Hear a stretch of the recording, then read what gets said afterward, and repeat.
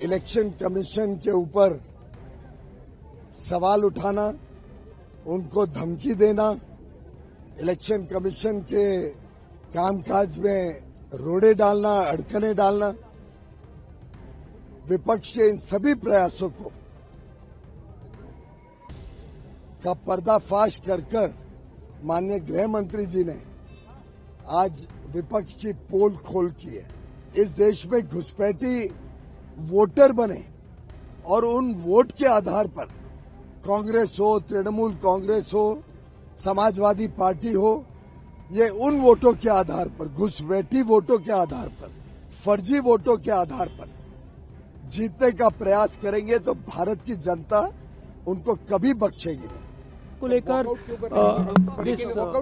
Election commissioner को full immunity दी जा रही है, तो मतलब बिल्कुल वॉकआउट क्यों करने की जरूरत पड़ी आप लोगों को? वॉकआउट से वो कह रहे हैं आप लोग डर गए। नहीं, हम कहाँ डरे। आज माननीय गृह मंत्री जी ने पूरी तरीके से विपक्ष के झूठे आरोपों को बेबुनियाद साबित किया। उनके निरंतर प्रयास इलेक्शन कमीशन के ऊपर सवाल उठाना, उनको धमकी देना, इलेक्शन कमीशन के कामकाज में रोड़े डालना, अड़चने डालना, विपक्ष के इन सभी प्रयासों को का पर्दाफाश कर माननीय गृह मंत्री जी ने आज विपक्ष की पोल खोल की है। और सबसे अहम बात यह है कि आज विपक्ष ने अपना सही चेहरा भी पार्लियामेंट में जनता के सामने दिखाया। जब माननीय गृह मंत्री जी ने कहा कि इस देश में घुसपैठियों के लिए कोई जगह नहीं है, इस देश में घुसपैठी वोटर बने और उन वोट के आधार पर कांग्रेस हो, तृणमूल कांग्रेस हो, समाजवादी पार्टी हो, ये उन वोटों के आधार पर, घुसपैठी वोटों के आधार पर, फर्जी वोटों के आधार पर जीतने का प्रयास करेंगे तो भारत की जनता उनको कभी बख्शेगी नहीं। उस विषय को लेकर आज विपक्ष ने वॉकआउट किया। ये साफ दर्शाता है कि विपक्ष घुसपैठियों के साथ खड़ा है, विपक्ष की संवेदना घुसपैठियों की है। विपक्ष अगर चुनाव लड़के जीतने की प्रयास करता है तो ये घुसपैठी वोट बनाकर जीतने का प्रयास विपक्ष का विफल होते जा रहा है। एसआईआर के माध्यम से फर्जी वोट काटे जा रहे हैं। एसआईआर के माध्यम से सूची को पारदर्शी और साफ किया जा रहा है, उस सूची को ईमानदार बनाया जा रहा है।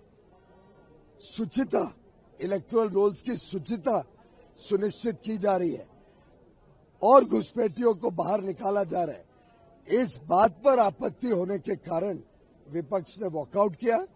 उन्होंने आज अपना सही चेहरा देश के सामने दिखाया है।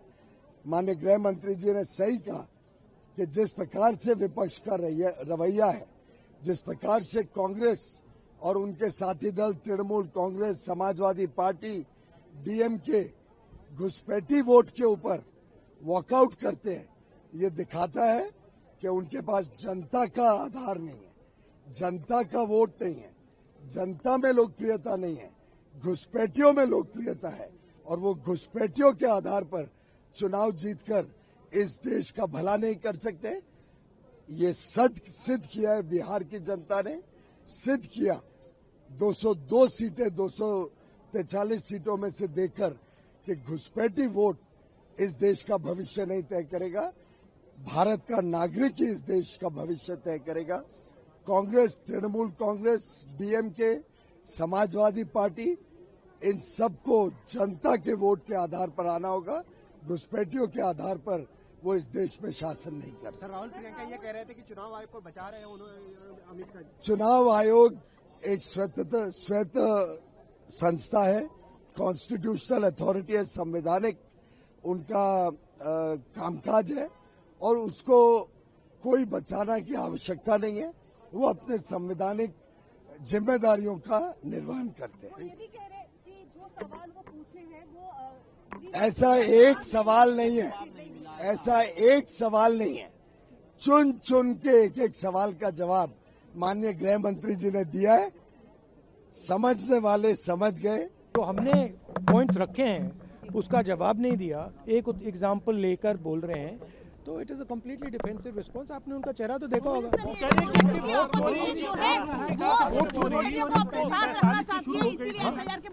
सैंतालीस से वोट चोरी शुरू हो गई थी। नहीं, और नहीं। चुनाव आयोग की जो प्रक्रिया देखिए, पर आपने सवाल पूछा था। मैंने 2-3 चीज़ें कही थी। मैंने कहा था ट्रांसपेरेंट वोटर लिस्ट सबको दीजिए, उसके बारे में एक शब्द नहीं बोला।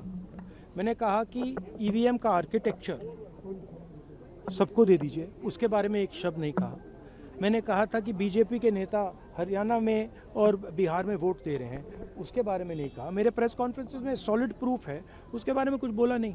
सीजीआई को लेकर ठीक है, सेम सीजीआई को लेकर इलेक्शन कमिश्नर को फुल इम्यूनिटी दी जा रही है, तो मतलब बिल्कुल वॉकआउट क्यों करने की जरूरत पड़ी आप लोगों को? वॉकआउट से वो कह रहे हैं आप लोग डर गए। नहीं, हम कहाँ डरे।